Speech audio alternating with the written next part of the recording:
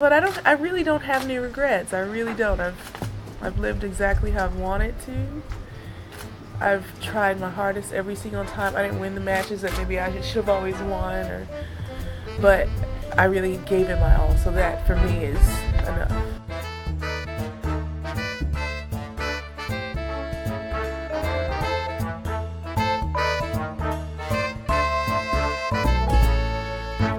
Hello everybody, welcome back to The Body Surf. I'm Jonathan. And I'm James. It's been a while since we've been in your ears with this podcast, and I should hope you can imagine why that would have been. Right. We are back in, I would say, a much better mood than we were last time, 3 weeks ago. We do have some thoughts, some lingering thoughts about the US Open final that we'll get to later on in the episode. We won't burden you too much with that. We'll just kind of bury it toward the end in an etc. section. If you're exhausted and don't want to hear too much about it, it'll be easy to miss. But in the meantime, the big news in women's tennis right now, in tennis, is Aryna Sabalenka.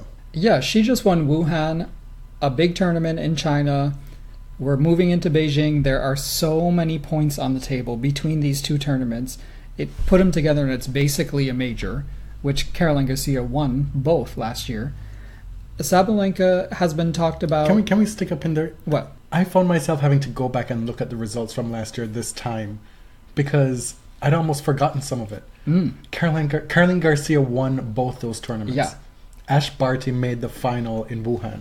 I remember Ash this last week. Ash was making a deep run in Wuhan. I'm like, girl, get those points. And then I looked like, oh shit! It's like, you didn't quite get them all, did you? But it's been a wild ride with Sabalenka just these past 2 or 3 months. I feel like we've gone from people talking about her like she's an up-and-comer, she's one to watch, she could be top 10 next year, to, oh wow, she's here, and she's literally the future. Yeah, I think the best way to explain her rise for us, or for me at least, was, yes, she was somebody that we were aware of, but it was somebody that we're like, okay, we don't have to pay too much attention to her just yet. Well, and then she has so much time, right? Like, she's 20 years old. And then all of a sudden we're on the ground in Cincinnati, and it's happening in real time around you. And it keeps happening. And you could really feel the excitement building around her. Literally, in the physical space around her. The tennis fans generated from her physical being.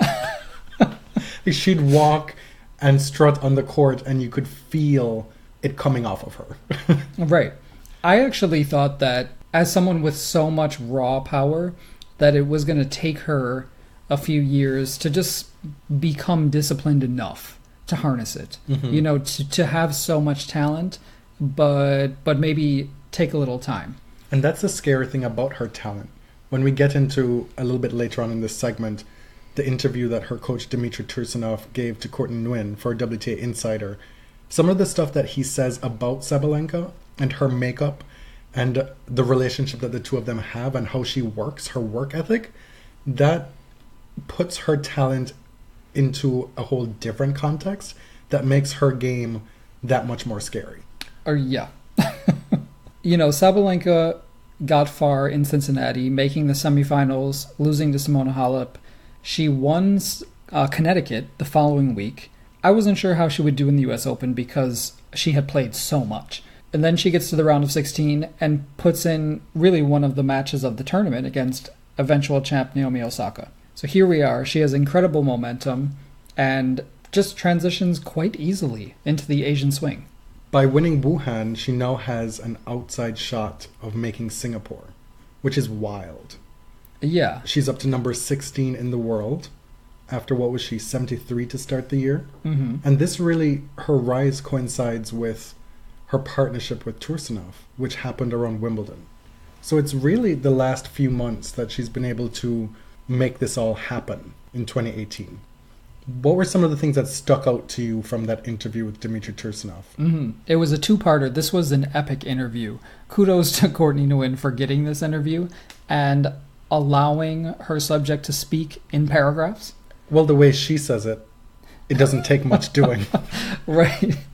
But he gave you a lot. And we've had the privilege to have a lot more interaction with coaches They did that WTA event in Cincinnati where we actually got to sit down with coaches alone and talk about their relationships with players, which is fascinating to me, and I think a lot of fans are interested in it. But Tursunov says that Sabalenka is extremely athletic, but not super coordinated yet. He goes to great lengths to make that point multiple times throughout the interview. And he says that one of the differences between the men and the women growing up is that the men often play multiple sports. And so that helps develop their coordination on court, whereas a lot of the women have this raw power and talent, but they aren't able to work and develop the movement on court as quickly as some of the men do. But the way he describes it's like a baby giraffe that doesn't really know how to move on the court, which I think is a bit unfair to her. Right. But he did say that she's very coachable and is really receptive to instruction, is an extremely hard worker out on court. He believes she's working harder than a lot of the other players out there, and that she actually enjoys that process more than a lot of players, which I can understand. I would believe that a lot of tennis players, male and female, see this as a job. You know, not everyone has this burning passion for tennis, especially if you've been doing it competitively since you're like 5 years old. I get the impression that for a lot of players, they cycle through multiple coaches before they get to a level of maturity where they're able to listen and take in the coaching to a point where it's going to really transform their game. And the way Tursunov describes it, Sabalenka is already there, which is part of what I was talking about before, those etc. parts of her game outside of just the strokes that make her prospects that much more scary. Right. If she's willing to do all that work and listen, I mean, the sky's the limit. Really? I mean, if she's this good now, and the big thing is that she's fearless. I think she has like 7 wins against top 10 players this year. I think when she goes out there, she feels that she matches up well against anyone. Like, I think she believes she can win every single time she goes out, which is a big thing. And it's not universal. But that's also something that Tursunov said. He doesn't like to talk about her in those terms because he says it sounds cocky. Comparing her to like a Serena in terms of feeling that there's nobody really on her level when she's on her best level. Like the match is always on her racket. I've heard that. And like you said, it's something that people associate with Serena, that if she loses, it's because she wasn't playing well. And that's a double-edged sword, right? That can be detrimental to Serena and the other person. Like, sometimes she's just outplayed. It's possible. Sabalenka is so young and relatively untested that I don't know if we can go there yet. The other part about that argument is that it always negates the work that the opponent puts in. Because a lot of times Serena or Sabalenka or whoever we're casting in this role loses because of what the opponent is doing. It might not be that they're hitting through them. It might be suéché, junk balling, moon balling, or whatever, doing something different that people then try and cast as not real tennis. Right. Like there's a lot of ways to win in tennis. Yeah. In order for Serena or Sabalenka or whoever is playing that role to lose, it means that somebody's doing something kind of untoward. Or not really playing real tennis, or there's some mitigating circumstance other than the opponent just playing really well. And the fact that they can't necessarily hit faster or stronger than Serena or Sabalenka doesn't negate what they did. Do you know what I mean? Right. And it doesn't... Then we get into this complicated comparison with men's tennis. The argument that faster and stronger is inherently better, is more valuable. So just because someone hits harder... Even in women's tennis, if you're the most powerful player out there, it doesn't mean that you're the best. Because we've seen just how much a simple, well, not necessarily simple, but a simple thing like movement plays a role in tennis, in winning tennis matches. Right. Strategy, court sense, like balance, fitness, timing, outlasting your opponent. Yeah. There's so many facets to winning and so many tools that the well-rounded players can draw upon when they don't have their best game, that it's so reductive to reduce good tennis to just ball bashing. Right. So that kind of brings up something else that Tursunov said, is that he feels Aryna is a well-rounded player and is becoming more so all the time. He says that earlier in her career, which was basically like earlier this year, she was just told that you're a ball basher. He even said she was told she's stupid and she doesn't need to think on court. Because that's not what she's good at. Right. But why can't she be good at it? You know, this is how you build a player that is unbeatable, that is like someone who can take over the next generation. Someone with all that power, like Serena, who also has variety, like Serena, who can think on court, knows where to position herself. Like, you know, you have the raw materials here, so why not use it? We're seeing across all sports, at coaching levels, managerial levels, a shift in the way management interacts with personnel, with players. We've gotten these insights from some of the top male coaches on the women's tour from Cincinnati. We're now getting an insight from Tursunov. He said it's almost like a religious conversion. You can't force that on somebody. Someone has to trust you and believe you in terms of getting your pupil to be on board with what you're trying to teach them. Part of that is these coaches now finding out that they have to find a way to relate to their players. It's no longer my way or the highway. I grew up being a Braves fan. That old generation of managers, be it Bobby Cox or Joe Torre or Lou Piniella, all these guys, they had their one way of doing it. And if you did not follow the company line, then, you know, you were on the outs. Like this whole business about building the culture as they saw fit. And fine, tennis is an individual sport, but we're seeing now that so many of the coaches have to adapt themselves. David Taylor talked about it all the time. Have to adapt themselves to the people that they're coaching. And part of that is a generational gap. Like, young kids are so much more different than they were years ago. We talked about this recently. Like, even people 5 years younger than me, I find it so difficult to relate to them. You know, you have to, and especially if you're in that kind of work relationship, coaching, that intimate relationship, you have to kind of take yourself out of what you've known to then find some common ground to be able to impart knowledge. And so I think that that is a huge change across all sports. Really? Yeah. And we heard a bunch of the male coaches of female players talk about the challenge of coaching women. And I don't want to get into all of that because we're sort of wading into some stereotypes about gender, some truths, I'm sure, about their experience coaching women. But it's another layer. That sort of male-female dynamic, the interplay of power.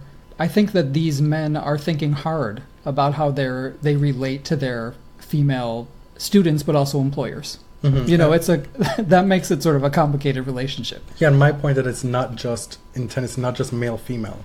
Like, a good example to use now is the new New York Knicks head coach. He was chosen, I believe his name is David Fizdale. He was chosen because of his reputation of being able to relate to the younger generation. And that's, in the NBA, that's a huge part of the hiring process now. How coaches are able to relate to young kids coming out of high school, out of college. So we've seen a few kind of clickbaity headlines about, forever, for the past 15 years. Is so-and-so the next Serena? Who's the next Serena? Who's going to carry the torch when the Williams sisters retire? And so, of course, we've seen this about both Naomi and Sabalenka recently.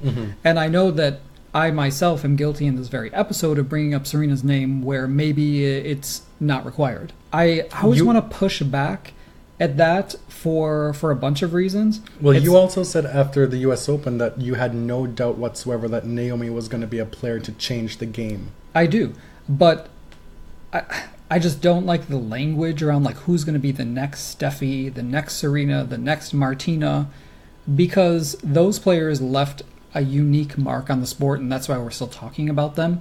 It also puts too much pressure on Naomi and Aryna and whoever is next. And it's like you're trying to usher someone out of the game who's still very much active. I have a lot of feelings about it, and it's not all due to my fandom. Part of what's at play here is we've seen shifts, tonal shifts in tennis throughout the years. Monica Seles is ushered in a new era. When she was winning those slams and being world number one in the early 90s, that was a viscerally different brand of tennis. Like the game had changed before your eyes. Lindsay Davenport was a totally different type of player. When the Williams sisters came along, they were the manifestation of this sea change in women's tennis. And then they took that baton and just destroyed the field for however many years afterward, and still do. Kind of refused to drop it. Exactly. Martina Hingis tried to push back for a little while, and her resistance can be seen as a bit of a shift in women's tennis as well, to be able to dominate women's tennis for those 2 years amidst all that going on. But part of what's at stake with the who's the next Serena is who's going to change the game next. What's the game going to look like in its next iteration? And what do you think that is? I remember recently we were given this story about Kim Clijsters being asked, what do you think the game's going to look like in 10 years? And she gave a surprising answer to folks at the time saying, you know, I can imagine like a more counter-punching type player to dominate the sport. Which is like, okay, that was a bit surprising, but we've seen a lot of counterpunchers win. Yeah, in the last few years, it's not hard to see that now. Someone like Sloane, who has, you know, I can see a player who is mostly defensive, but can sort of unfurl power to finish points. So is it that somebody can only change the game if they're taking power to the next level? Like, I feel like folks are having a hard time conceptualizing a positive change in women's tennis that's not moving along the continuum to what men's tennis looks like. Right, because there is an upper limit of power. Like, there is a sort of an athletic limit. You can only be so fast, you can only hit so hard, unless the equipment changes, unless the court speed changes. Like, there's going to be, we're going to buck up against the 9.69. You know, whatever Usain Bolt's 9.59? Was that his Yes, world? I think so. Anyway, the human body can only do so much. So are we always going to look for more power? Because we've seen it. We've seen it in Madison Keys. Does that mean that Madison is the future of the game? Like, there's so much more that goes into it. And are we only looking at Naomi and Aryna because they have that power, that easily identifiable big boom tennis, as opposed to somebody like Simona Halep, potentially, who could like run herself ragged like the Energizer Bunny for the next 10 years and win everything. Right. But then we won't necessarily look at it in the same elite breath as if somebody like Naomi were to do it. Like, there's always this undercurrent of, well, that's not really great tennis if somebody who's not powerful does it. When in fact, that's a misconception about Serena's career that we've been pushing back against for so long now. Well, few players hit with as much spin as Serena. But if you watched her runs at Wimbledon and the US Open, she was barely even playing like a power player. She wasn't passive in rallies, but she was more patient. She, like you said, hitting with spin, hitting angles. Venus is the more powerful player consistently. But there's also empty power. A lot of times Venus is hitting with empty power. Yes, like without an idea of what she wants to do, right? Not necessarily, just see the ball, hit the ball.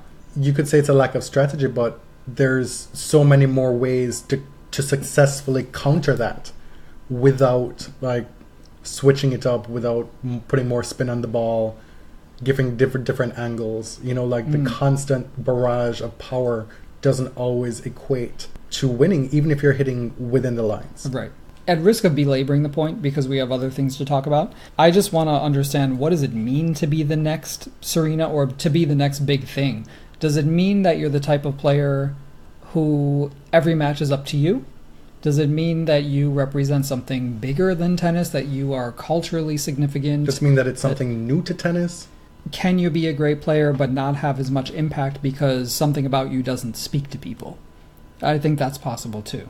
Do you have to be winning all the time? You have to be compelling, that's for sure. You have to be compelling in your losses.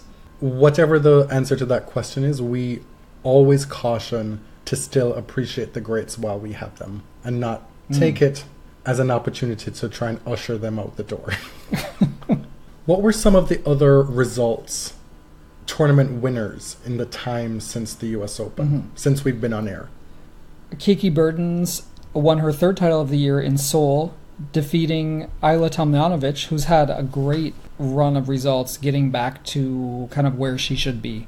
Tomljanovic, if you recall, stretched Simona Halep over, 2? Yeah, that match was suspended for rain. We were watching her doing real well against Halep in a restaurant in Cincinnati, and Yelena Ostapenko was sitting across the way watching it. Let's talk about the World 299 Margarita Gasparian, who won a title against her doubles partner Potapova in Tashkent. Gasparian, who's from Russia, has been out of the game for a long time. She underwent 3 knee surgeries, the first in 2016. She was off the tour for 15 months, and kind of out of nowhere, she's been playing challengers, trying to get her ranking up, gets into this tournament in Tashkent, and here we are. Her first title since 2015, which she won in Baku. So Central Asian republics are her playground.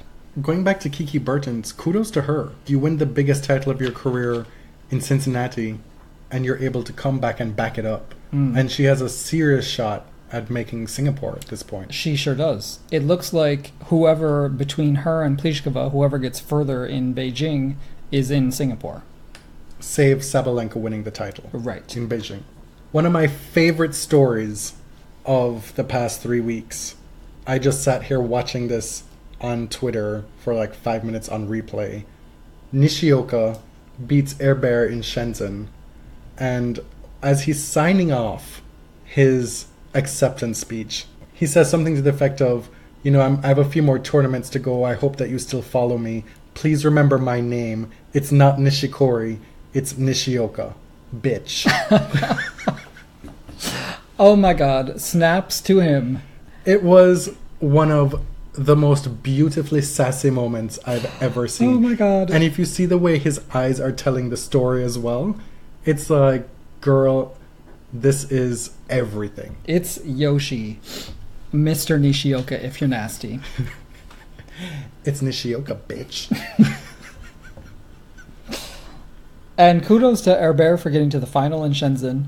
I'm hoping that he puts together a nice little singles career. Herbert is up to a new career high of number 53, so close to cracking the top 50.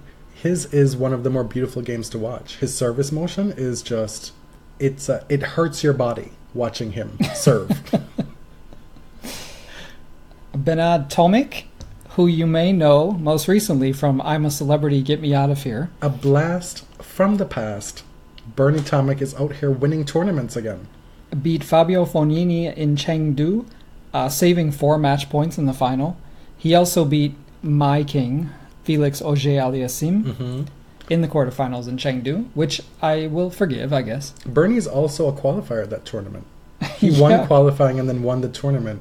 And this is not the I don't give a fuck kind of Bernie Tomic. This was somebody who was well invested in this tournament. Up to the back inside the top 80. He set himself up to maybe, if he's not off carousing too much in the off season, to be able to start 2019 afresh. Reboot his career, if you will. Dominic Thiem, look at him, out here winning hardcore tournaments. After a great run at the US Open, an incredible performance against Rafael Nadal, he was dealing with some viruses over the summer. I didn't really expect anything for him on hard courts. He beat Martin Klizan in St. Petersburg.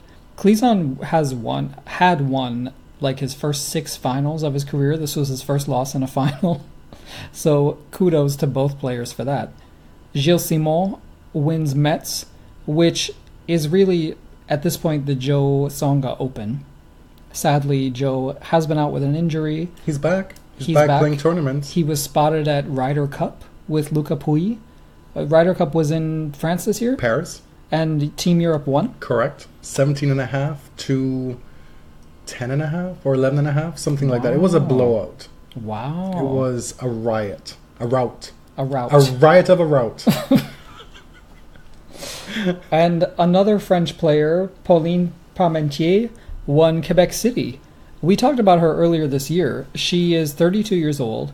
She has been getting her life this year. Like, she has really gotten her career on track and beat Pegula in Quebec City, who was really a surprise finalist as well. Other players doing well, the career trajectory for Donna Vekic is as high as it's ever been. Mm-hmm.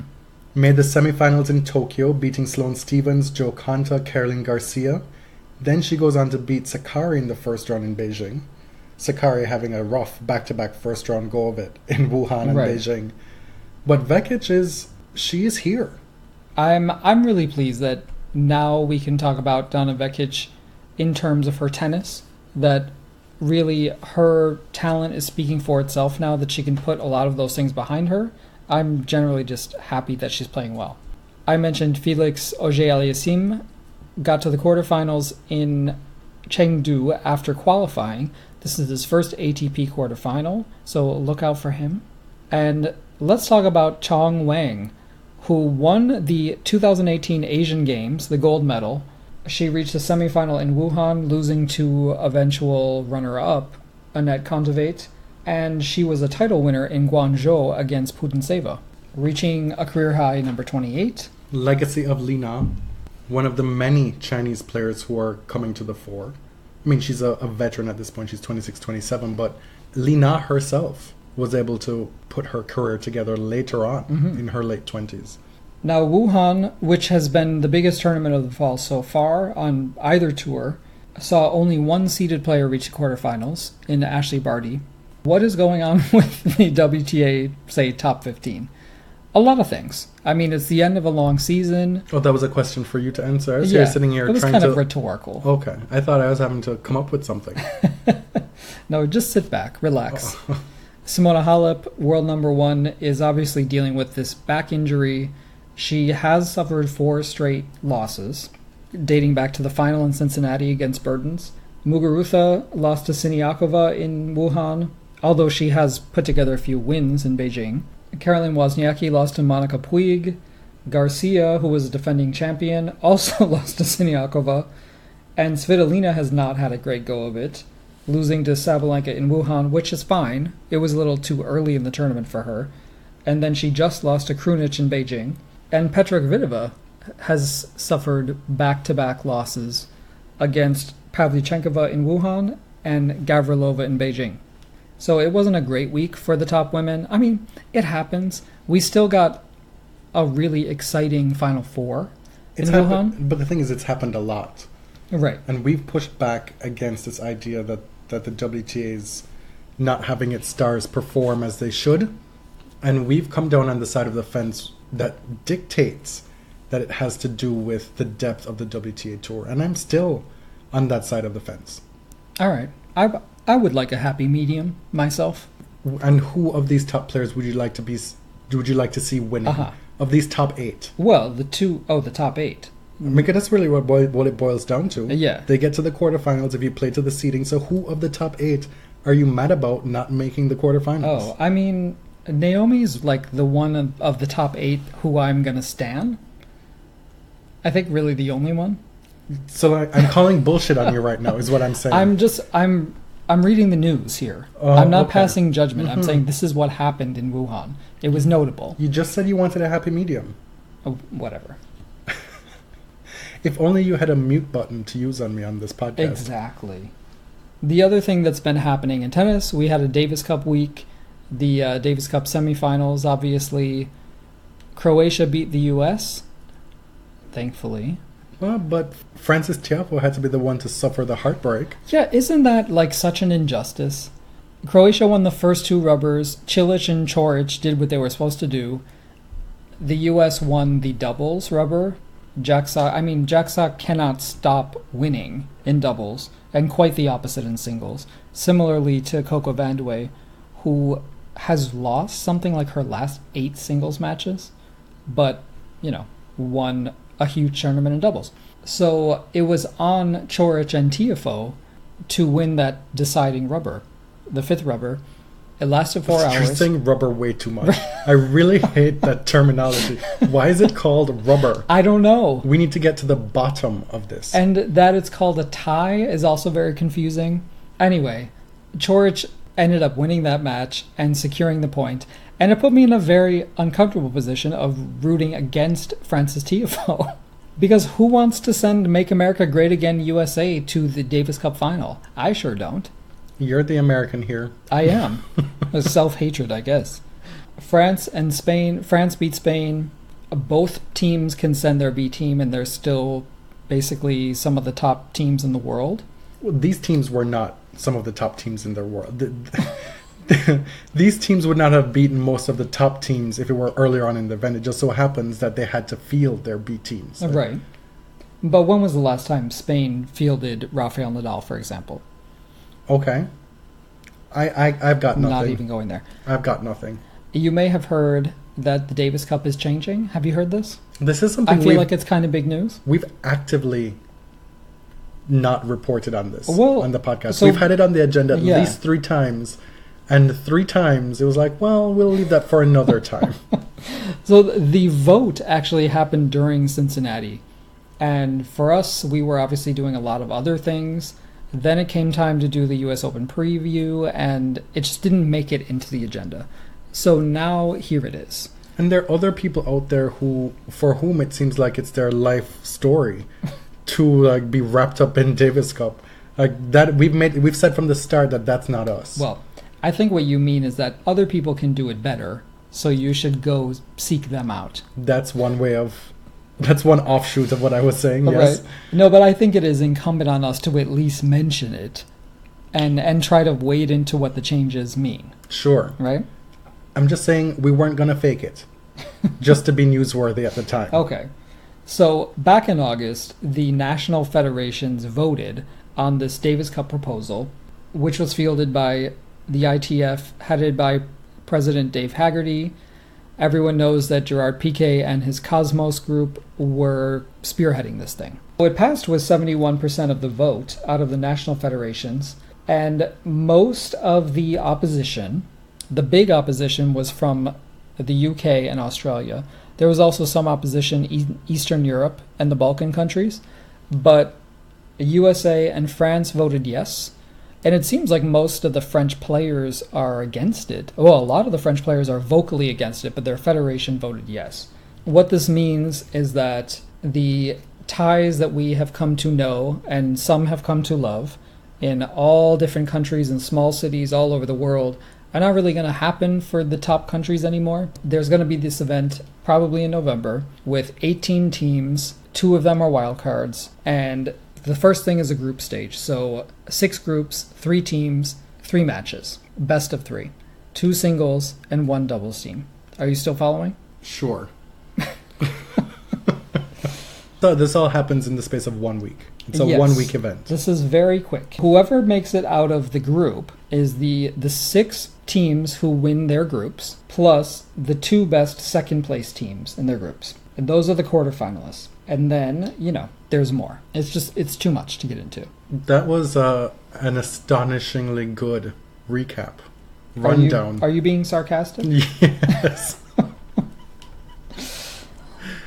The teams that finish between number 5 and 16 will have to participate in the qualifiers, which happen in February, which are going to be similar to like the old, world group quarterfinals and qualifying and all that stuff. Meaning whoever didn't make the semifinals the year before. The semifinalists the year before are automatically into the next year's event. So those 4 teams are automatically in. The 2 wild cards were given for 2019 to Argentina and Great Britain, who happen to be the most recent winners of the Davis Cup title, who are actually not in the world top 16. As you know, France won last year. They get automatic entry, but Great Britain, sorry, not the UK. Sorry, Northern Ireland, you're not invited. And Dave Haggerty recognized Great Britain for their amazing legacy in Davis Cup and the fact that their fans are willing to travel.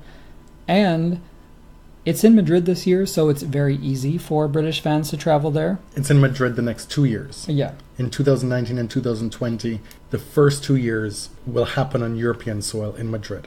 Right. So no surprises there. One of the drawbacks, I think, to this new event is that while there's this promise of money going to national federations, and supposedly a lot of the smaller countries are going to be getting some Cosmos money, we'll wait and hold our breath on that. But the con is that a lot of these smaller countries are not going to have the resources and the facilities to host one of these massive 18-team finals at the end of the year, right? So that the character and the excitement that comes with home ties is something that's going to be more difficult to come by. You said that this was a con, and I think the whole thing is a bit of a con, like a fraud. Because really, you have to be following the money here. Mm-hmm. Where is this $300 million coming from? Why is Gerard Piqué involved? Where did Cosmos come from all of a sudden? Right. To the point where the ITF is willing to just jump into bed with them. And it just reeks of a Republican promise about the state of your economy. What? Seriously. How did we get there? No, because it's just like, you're going to make all this money. Vote for us, so you'll make all this money. The economy will be great. Blah, blah, blah, blah, blah. Everything will trickle down to you. That's what I hear throughout this whole thing. What's the tangible investment that's going to be happening? Right. I know we're getting more clues as to what's going on. Yes, the preliminary rounds will be happening in February, but there's at least, 2 more weeks in the schedule that now the Cosmos group wants to fill with Davis Cup related events. And one of them in September is this so-called Majesty Cup. It's a winner-take-all 64-man field, $10 million pot, where you go knock yourselves off with swords, and the last person standing after the joust takes $10 million. Right, but that is the only person who wins money, supposedly. I do want to point out that I know that a joust is not with swords. I do tend it's with those long sticks, yes, and you're on horses and stuff. Or on pedestals on American Gladiator. But I do tend to get my metaphors crossed all the time. It's like it's part of my appeal, I think. Oh, I'd like to think at this point. I see. Yeah. I just can't help but be suspicious of Piqué's involvement. I just can't. Well, like, is this driven by, here we had a problem, we're going to solve it to make tennis better and to make the experience better for fans and players?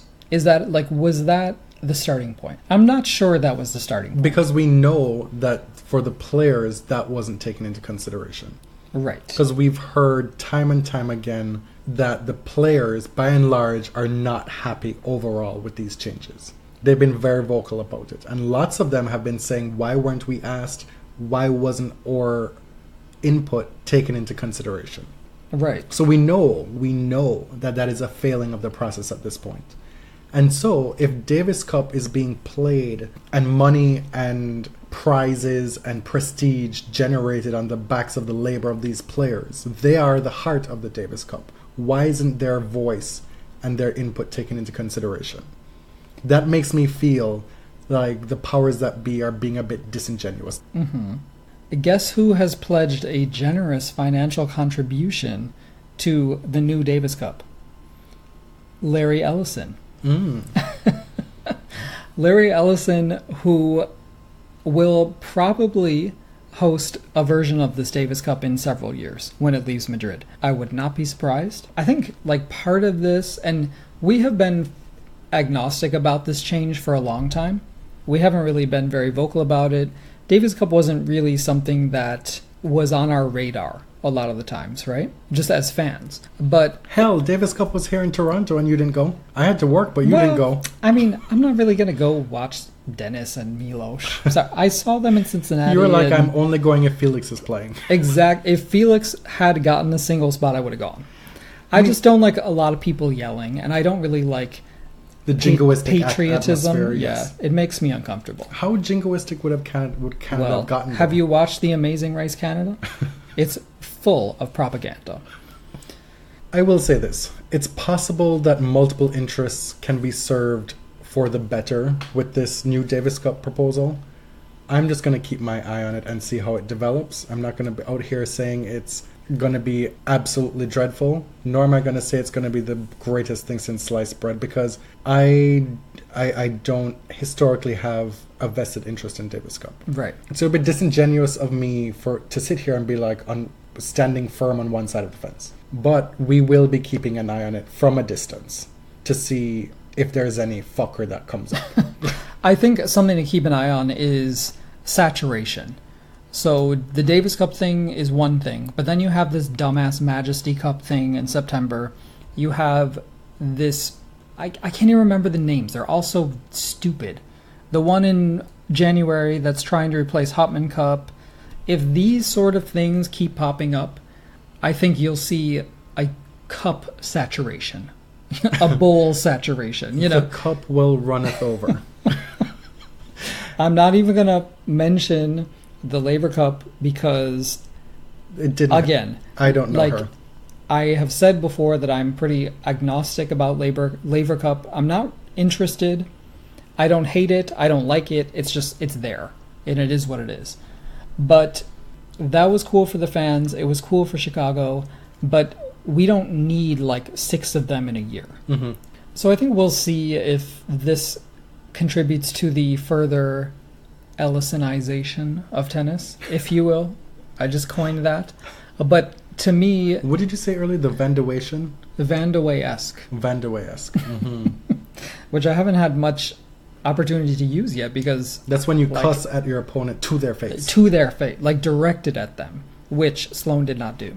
We'll get to that. We'll get into that. But I don't like where this whole ATP ITF cabal is going, because boys club. Well, yes. On one hand, I do think that the ATP sees the WTA as a direct competitor, but also as like an inferior product. like a vestigial organ that they can cut off. Like a second kidney that it don't really need. When we know that joint tournaments generate more fan interest, they generate a lot of revenue, I think the ATP would prefer the WTA just go away, like not be a part of them. So part of this is we understand at this point that the ATP sometimes acts directly against the interests of the WTA. It's not just forgetting about them, they actually undermine them. The other thing is that we want tennis to be more accessible, more and more accessible. And this Indian Wells sort of tournaments owned by billionaires, going where the money is at the expense of tennis history, and making tennis more and more available to all different kinds of people, that's annoying to me. And it's also the opposite of where I want tennis to go. And this sudden influx of investment and predatory interest by outsiders. Right. The outsourcing of tennis to outsiders it's concerning to me. So let's leave it at that.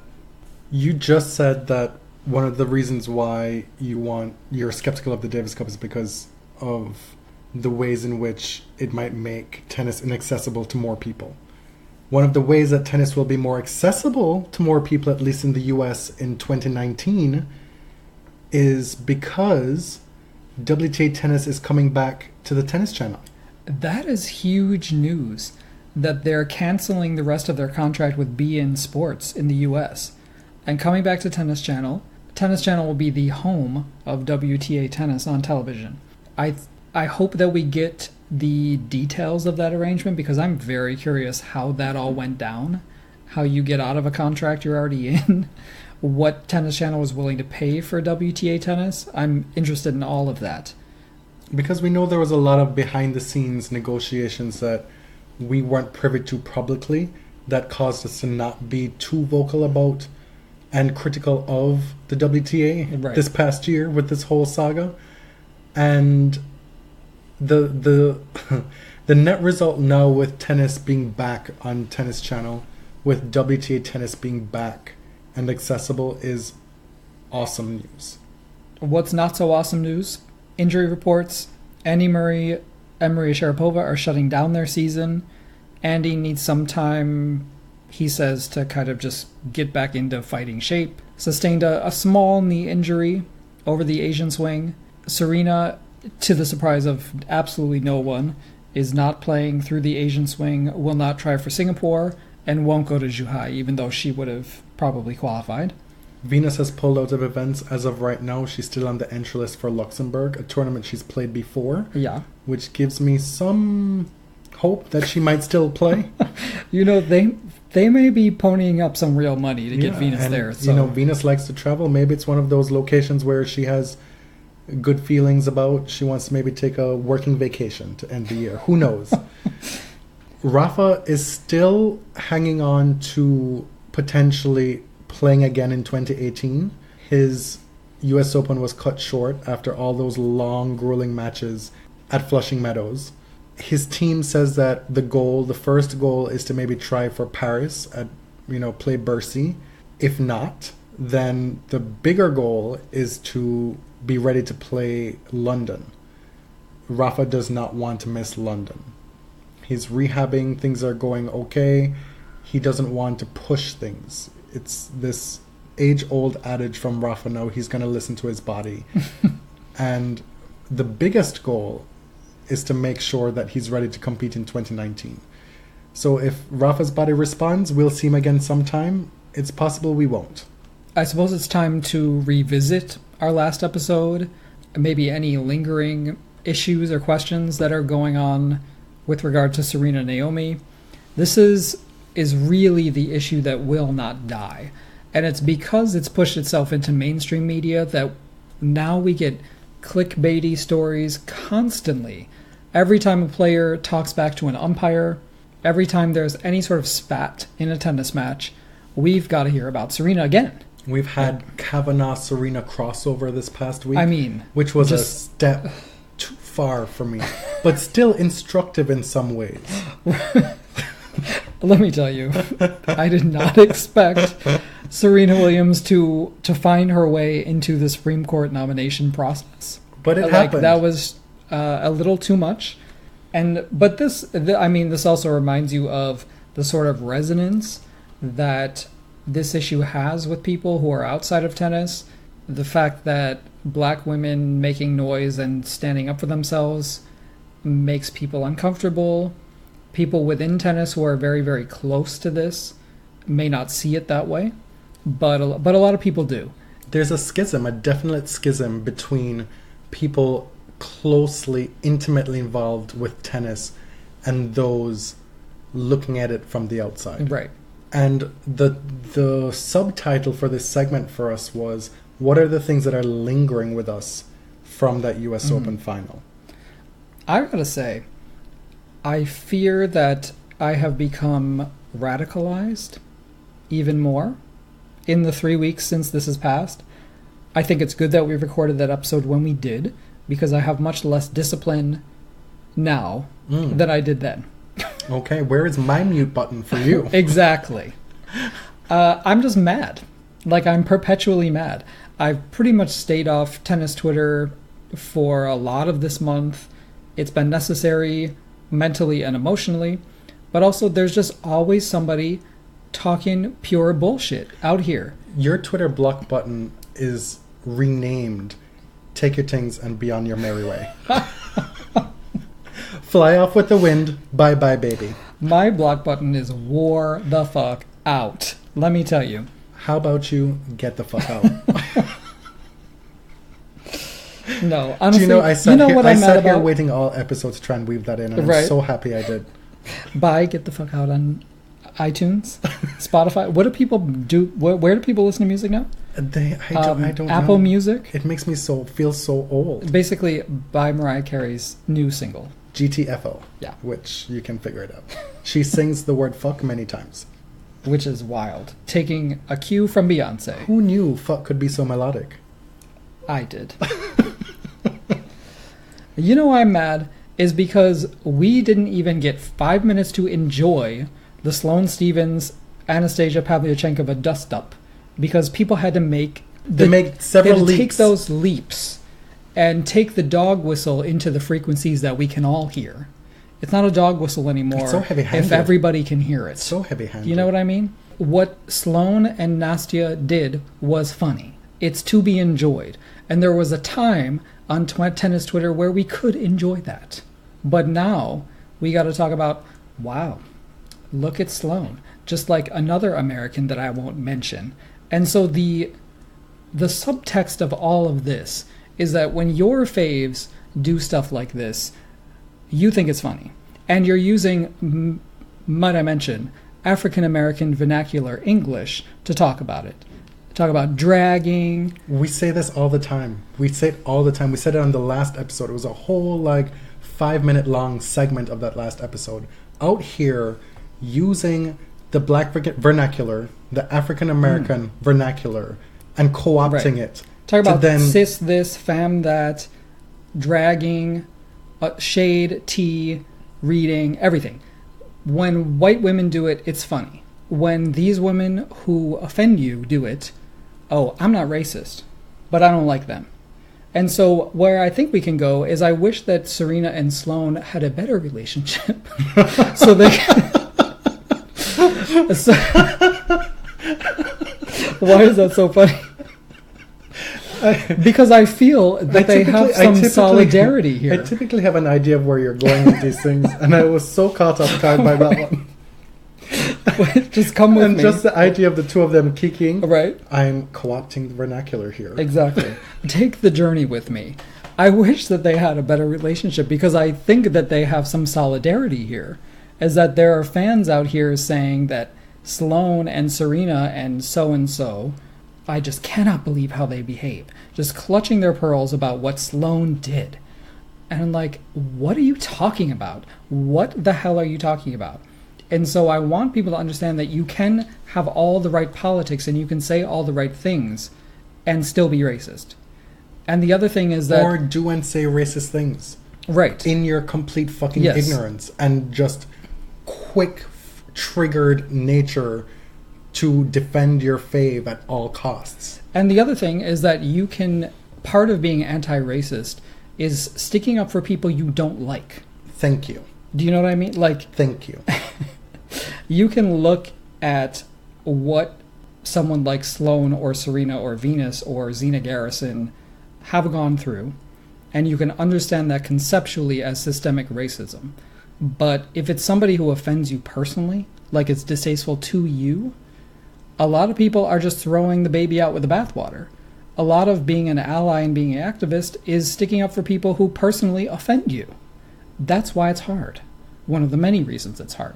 You said something to me privately that I want to make sure we added to this agenda because I thought it was very instructive. We really haven't debriefed much at all since the last episode. We've barely talked about it. We were out with a friend, shout out to Nikisha, and we got into talking about the US Open situation again. And you had mentioned this business of Serena having a morsel of white privilege. Well, the context was that some people are saying that, you know, Serena is a wealthy woman. She doesn't experience blackness in the same way anymore.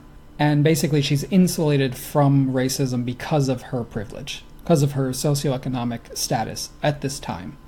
We've heard the same thing about LeBron James when someone spray painted the N-word on his garage, I think. That was earlier this year, right? And so people said, well, how that's not even going to affect him. He's rich, he's incredibly powerful, whatever, just move on. But not, myself not being black, I don't think that I'm the best vessel to sort of give this message. I don't think that when you kind of achieve this tiny little scrap of privilege that those scars just disappear. Like that you're not insulated from racism. And we see this over and over again, right? You can still be called the N-word if you're the president. And have it still mean something to you and hurt you. There's an intersection of identity politics and economics that is forever entwined and can never be separated from me.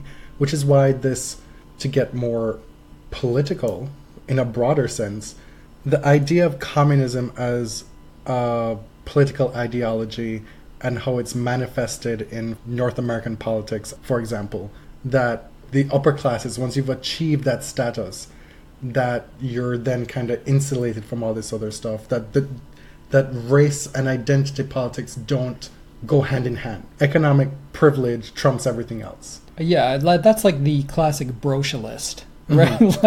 That the other differences, race and gender and sexual orientation, those are just going to come along. We got to deal with class, and then the rest, we don't really have a plan for it, but I guess we'll fix it when we get there. I was in a class in grad school, and I had a professor who did a lot of groundwork in Cuba, and a lot of his career's work was researching and being on the ground for the Cuban Revolution and the years afterward or whatever, was friendly with the Castros, whatever. I'm in this class and he's trying to teach me the ins and the outs and the ups and the downs of La Revolución. Exactly. And I'm here with my gay self trying to figure out how identity politics fits into this, how gayness is dealt with within the revolution, how women's issues are dealt with within the revolution. And when asked that question, he said, when economic prosperity is achieved for all through socialism, those things will necessarily be brought along as well. I'm like, well, bitch, how long am I supposed to sit here and wait for that? What's the plan? Like, I need something more concrete than that. Yeah. And my point in talking about this, like, you have Serena as a wealthy person, and within that superstructure, you're kind of appropriating some level of rich whiteness as well, right? Like, there's an unmistakable interplay between being very rich and being white. Like, in the mind's eye of American culture and history, those two are intertwined. So, as a black person, when you get more wealthy, what you get is the proximity to whiteness. Mm-hmm. You don't get whiteness. No. You get closer to white people and white money. But you are not insulated from racism. No, because as you can see, the moment that you fuck up, you're that black bitch that I knew you were. You're that, like, you're exactly who I thought you were back when you were down in Compton.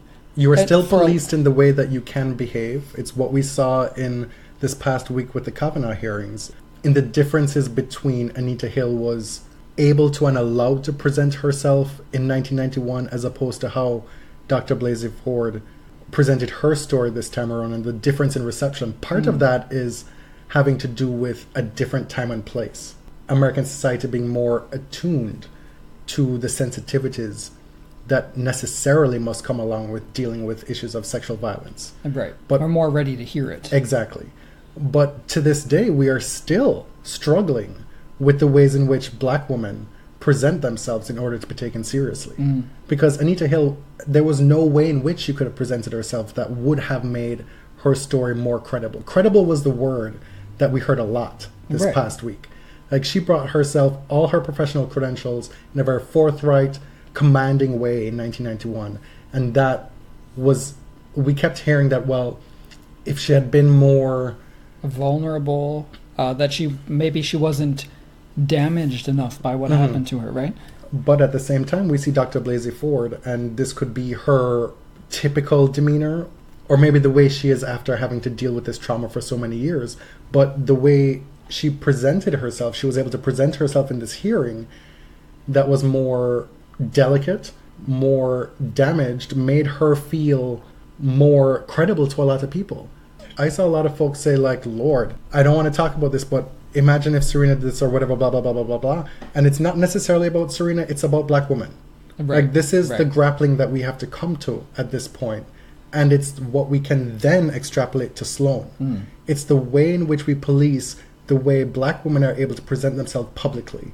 Whether it is talking about being hard done, talking about their achievements, we police them the way they talk about the successes in their lives, the failures in their lives, being attacked, being assaulted.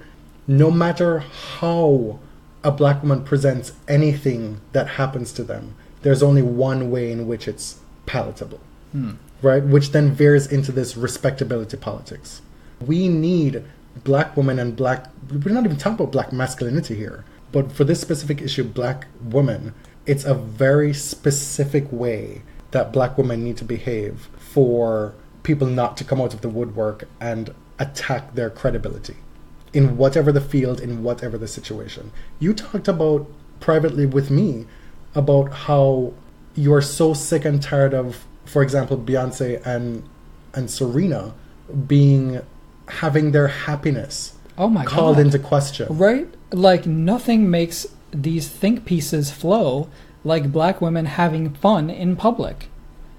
Like Beyonce's pregnancy photos, Serena's pregnancy photos, Alexis Ohanian out here going to bat for Serena, which, to be honest, has gotten a little annoying. But it has driven people, and almost universally white women, to write think pieces about, oh, Beyonce is just, this is not how pregnancy really is. This is fake.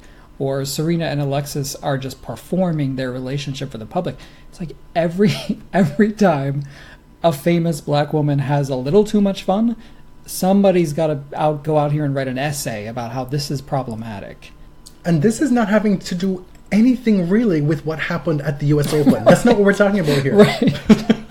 So don't be coming up in our mentions like, right. I don't know what this has to do with the US Open final. Do not come out here and say, first one was a warning, then point penalty, then game penalty. You know the rules. Bitch, if I hear the motherfucking rules one more time, I will snap.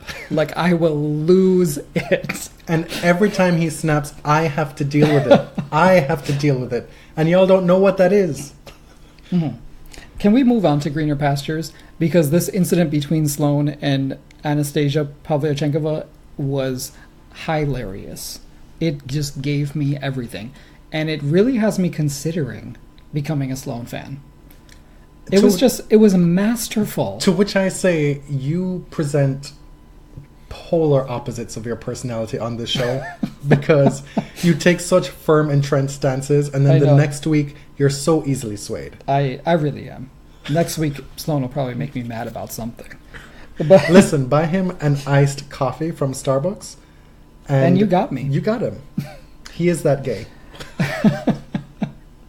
Okay, so first of all, Sloane won her first match in Asia since 2015. This is a sea change. Like, she is flipping the script. Granted, for about a year, she was out with the injury, so she didn't play for a lot of that time. Mm-hmm. But this is a big deal, that she's winning in Asia.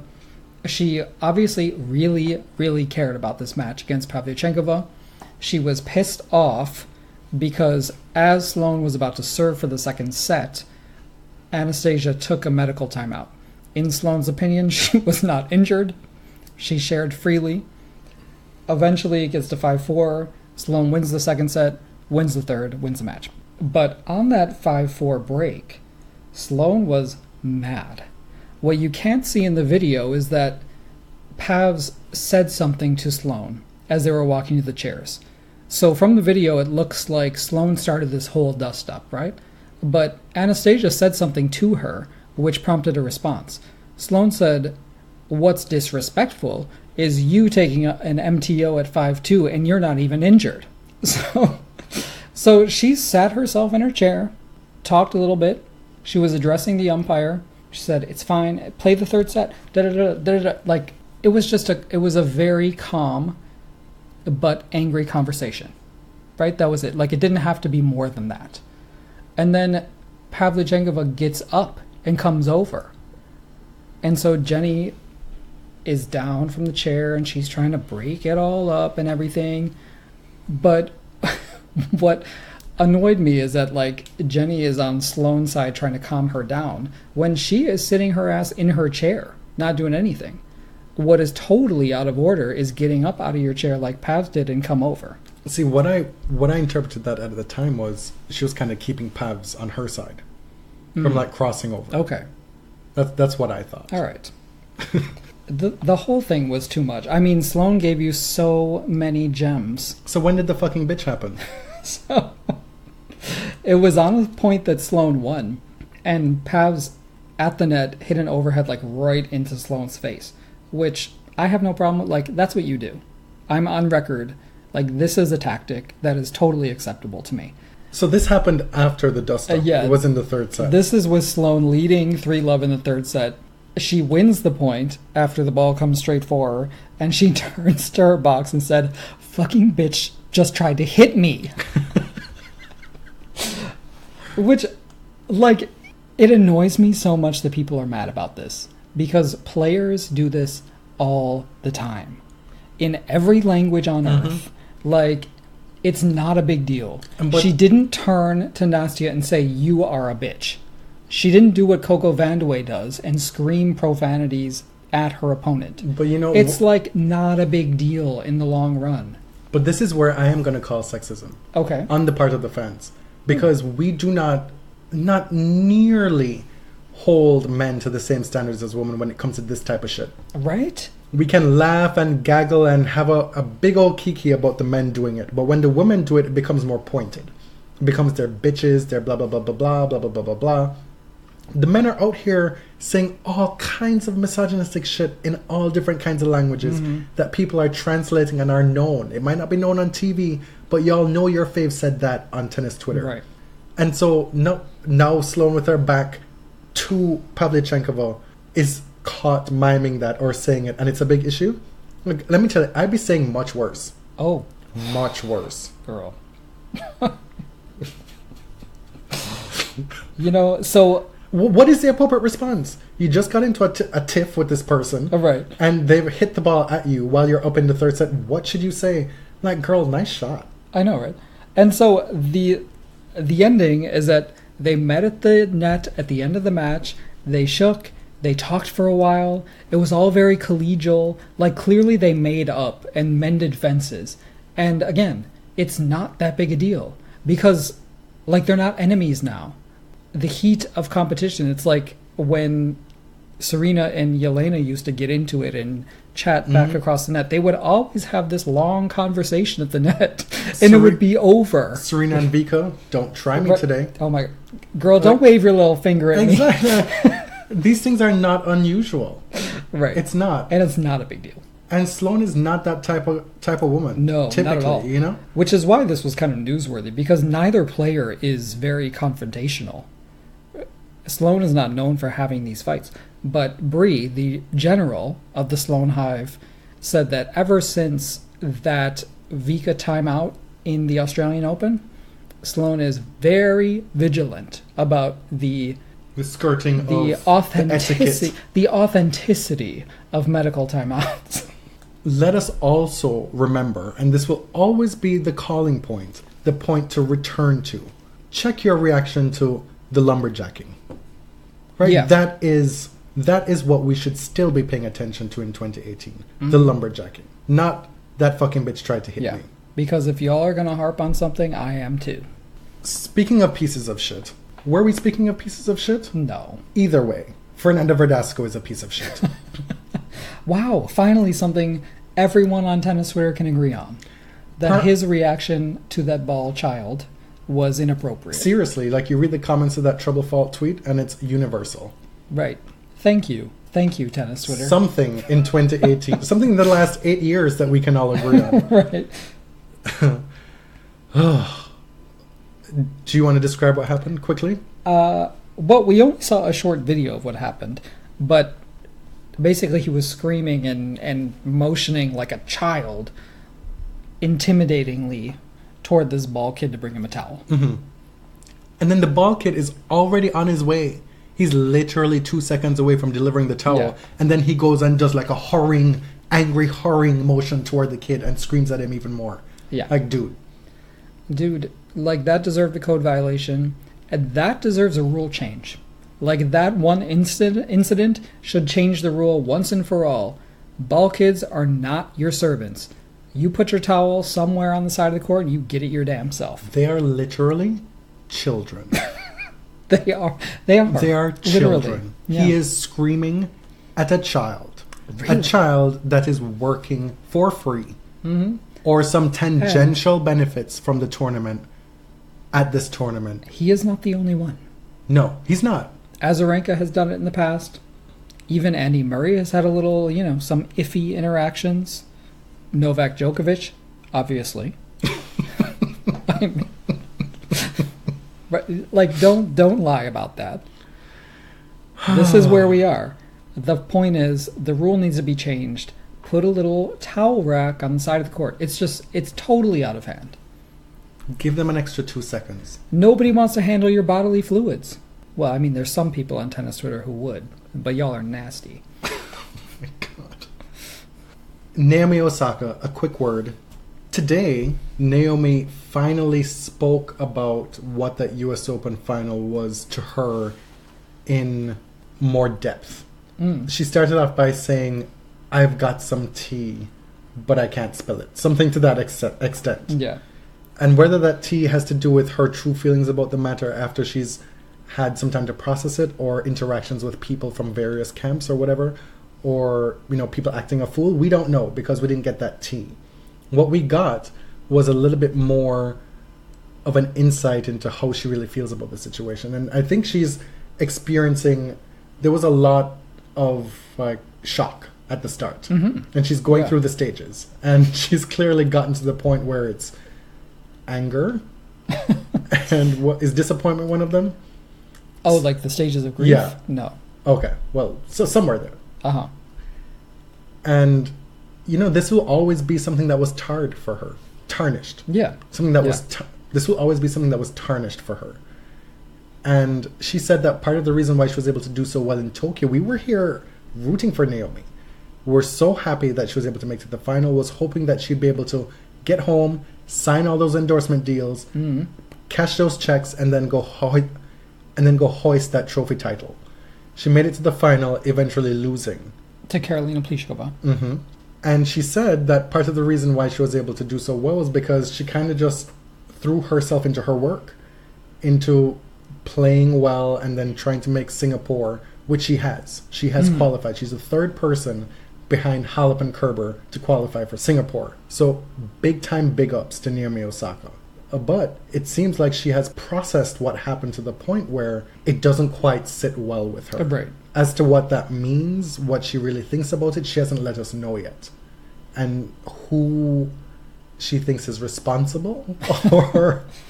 the point is that, you know, now she's able to look back. It's almost a month later, and there are some negative feelings. Like you said, she was hoping that Tokyo would kind of take her mind off of it.